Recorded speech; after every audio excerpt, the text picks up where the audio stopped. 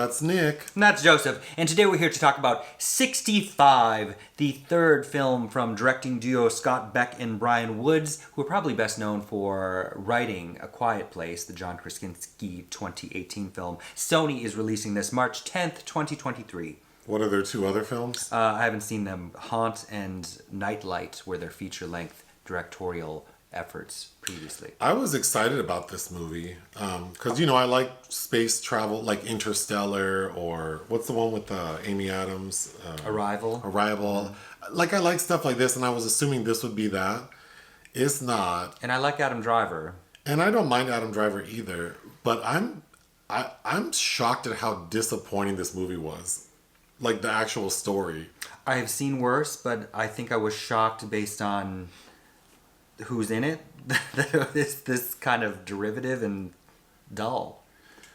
So based on the like the log line, you would think this is a comedy because a person traveling in a long distance space travel mission with bodies that have been cryo frozen crash lands on Earth 65 million years ago. So it's almost like Land Before Time, but it's not. It's not about time travel. This movie is positing that humans existed before they were on Earth. It's Land Before Time meets Prometheus. Yeah, but it's not that fabulous. It's very basic. So Adam Driver is this human who's obviously not from Earth. We're told what planet he's from. Planet Somaris. Crash lands on Earth 65 million years ago, and all of the cargo, human cargo, perishes except for one little girl who can't speak English. Koa. And the ship crash lands because it was hit by an asteroid, a piece of an asteroid. So it's split in half when it crashed. So they're in one part, and the rescue vessel is like 15 kilometers away. So the entire film is the two of them trying to get from point A to point B so they can get the hell out of Dodge. But it just so happens that these fools crash land the day before the asteroid that created the extinction level event is to arrive. So they only have like 12 hours to get off the planet. And of course they do the end. My first note about this film was actually that it's like Back to the Future meets Edgar Rice Burroughs. But even that sounds too interesting. Right, it's not. It's so basic. We don't even see like... What we do see looks really cool. Like like the special effects are great and the visuals are great, but it feels very small and contained. Oh, I just have so many notes about what I didn't like. Let's hear them. The minute they land, Adam Driver just jumps into this, and it's nighttime, on an unknown planet. He just jumps right in that swamp water, and immediately we see there are creatures in the water. Of course, nothing attacks him. He goes back onto the ship. My next note is all of the technology feels... It's very interesting because knowing that it's 65 million years ago... I guess we can't expect it to look like what we think of the future now. But a lot of the technology feels kind of clunky and... Like it's too... Well, but again, this is a historical period of an advanced species, technically. So, yeah. I guess it makes sense. It makes sure, sense. But some of those things is like, oh, that's a really odd, cumbersome thing you have to carry around to navigate. So this is basically like a survival disaster movie, and I always complain about the same thing, which is I hate when these characters always have some sort of trauma attached that makes them want to fight for their lives, and this film is no different. In fact, it's so like on the nose because we find out that Adam Driver left a daughter to go on this long-term mission. Chloe Coleman. We meet him with his wife and daughter. That's the opening of the film. And we see that the daughter's dying from some terminal disease. And actually does die while he's away. So he's getting message from her, like she's created these like, they look like Nintendo cartridges that he puts in, and then he gets like these hologram videos. And then of course, the little girl who's the survivor on the ship he crashed is like similar age, almost kind of looks a little similar. So he's sort of transferring his feelings about his dead daughter to this girl, because when he first crashes, and he thinks there are no survivors based on what the computer's saying, he sends a distress signal and says no reason for recovery. Like he doesn't want to be saved. But then once he realizes there's this little girl, now he wants to fight to get off the planet. I didn't love that. So immediately when they're searching the grounds, they see a large paw print, which would indicate that there's like a huge creature out there. The daughter, the one playing his actual daughter, Chloe Coleman, that's the little girl from My Spy with Dave Bautista. Oh, yeah. And she's also in the new Avatar. That was the last movie we saw before the pandemic hit. Yeah. My Spy. And then she was in Avatar: The Way of Water, and she's the Owen Wilson's kid in Marry Me with J-Lo as well. So we actually reviewed quite a few of this girl's films, but his family dynamic was the least favorite part because he's like teaching her how to whistle through his hands, and it's just so corny. And then we get, I just feel this actor had to film all these like memory scenes, where she's acting kind of unhinged. Granted, I guess her character's dying, but yeah, because she goes through a range of like happy, excited to angry and crying to like now I'm dying and. It's a lot for a little actor to do. It's a lot for this throwaway BS. But with him and his wife, who's played by Nika King, who's from Euphoria, and she also plays Pastor Ramona on Greenleaf. Pastor Ramona. Oh, did you miss the very beginning? Mm-hmm. Okay, well, she's only in that scene. The dust planet they're on was reminding me of Julie Dash's Daughters of the Dust. Oh. Like they're on this. So another thing that drove me crazy is the little girl who didn't die on the ship, because Adam Driver speaks English and she doesn't. And he's like, well, we can't communicate then. And then he has the bright idea to like kind of do like finger painting. Mm-hmm. So he dumps like a big thing of curry powder onto this table. And he is basically trying to tell the little girl, like, if we can get to this mountain, that's where your family is. And then we can get off the planet. And of course, she doesn't understand what he's saying, but she gathers that her family is on the mountain. So for the entire film, she thinks she's going to the mountain to see her family. So of course, once they get there, she's disappointed that they're not there.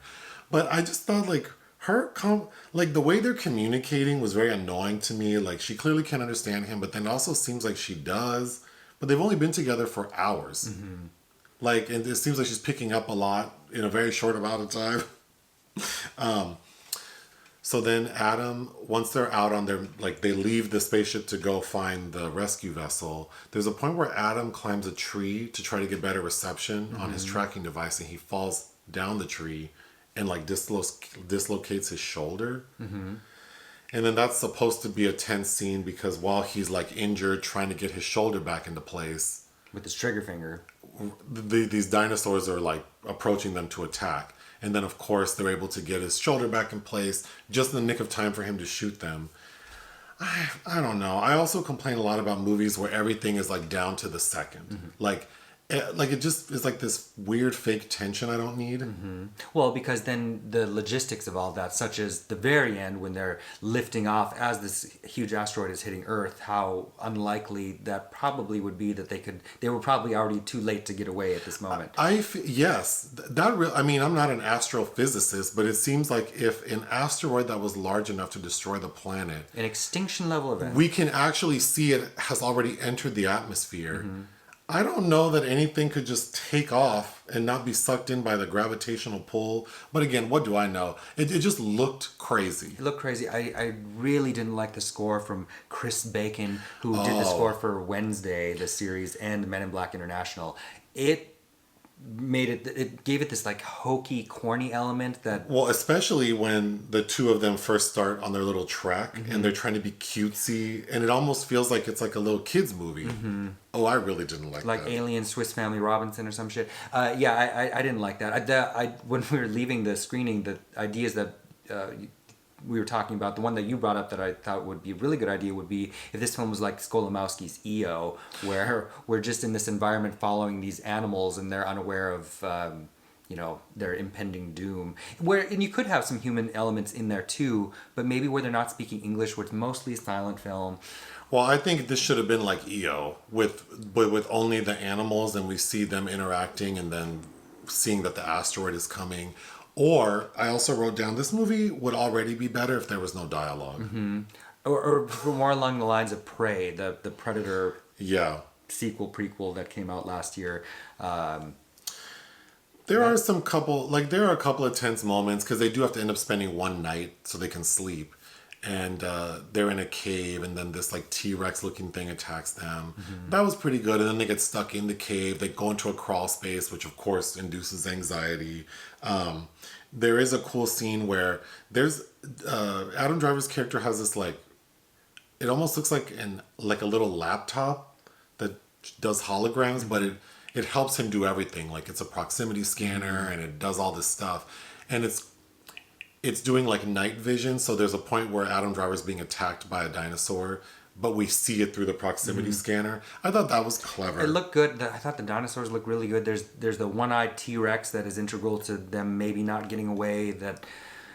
We need to talk about that scene. Go ahead, but I mean, I think it looked really good. But that's okay. So they finally get to the rescue vessel, but then the asteroid has already entered the atmosphere, and like pieces of it are hitting everywhere, and it hits the rescue vessel, so it falls like a long distance down and topples over. So then the computer's saying cannot launch because the ship is in the wrong configuration. So immediately, I don't know about you, but I'm like, oh. Of course, I know. A dinosaur is going to flip the ship, and of course we get a long battle of the dinosaurs, and then one of the dinosaurs flips the ship, so now it's in the right configuration. But then Adam Driver he's trying to lure the dinosaur away from the little girl who's in the ship, and he's telling her to launch it.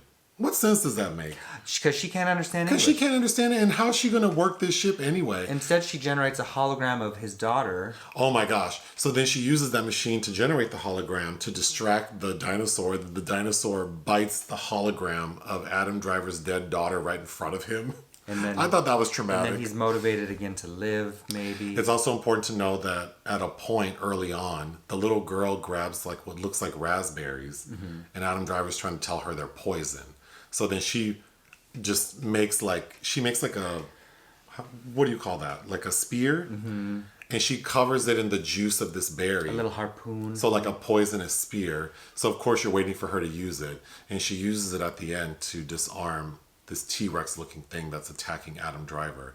Which I thought did look cool because there are these hot water geysers that actually like burns the T-Rex. It looks great. It looks good. But then when she ran from the vessel all the way down, didn't that seem unbelievable? It was unbelievable. A lot of this film was, yeah. There's just so much about it that did not make sense to me. And then I just kept thinking like, he didn't want to be saved in the beginning, but then he does send that SOS saying we need like send a recovery thing. I don't know what he thought he was living for. Like, I just don't understand. It's just so generic. Like, oh, I have a family back home, but my daughter's dead, but then this little girl and... I mean, I don't mind that. I didn't like this film, so I didn't mind that it's an hour and a half, but it's also very truncated. Like all of this stuff is very collapsed, and it also makes it seem like the stakes aren't really high enough, and I don't really care if they get away. And I think that Adam Driver as Mills is this very, like, vague composite of this pilot, working class... Everyman, family man that... I don't know that there's anything exceptional about him in any regard other than that it's Adam Driver and I like him as a screen presence. But also, the story doesn't say this, but we can assume that if it's 65 million years ago and they're dead humanoid type beings on Earth, that's probably where mankind started. Like, I mean, I guess, but the film doesn't really say. I mean, it doesn't say that at all. I think all the ideas of this could have been collapsed into a really well done 20-minute prologue to a more interesting film that's examining those concepts. Well, like the beginning of Prometheus. Yeah. Yeah. This movie feels like it could be the opening of Prometheus. I don't have anything else. What would you give this movie? I've seen worse. Again, I think M. Night Shyamalan's After Earth with Will Smith and his child is a lot worse. Like, that kept coming to mind. Like, I've seen worse. But it's not good. But it looks great. Salvatore, Totino's camera work, who did Bird Box, and speaking of Will Smith, Concussion, among many other films. I think it looks great. I think if you're an Adam Driver fan, fine. But 1.5 from me. I'm giving it 1.5 out of 5. I think partially, like, I'm still in shock at how much I didn't like it. Well, I think it was a sign that the studio staved off any press from seeing it until very last minute, which was surprising. It was surprising to me until it clicked as the movie began. I'm like, okay. Anything else? No. Hit the thanks button. Listen to our podcast. Bye.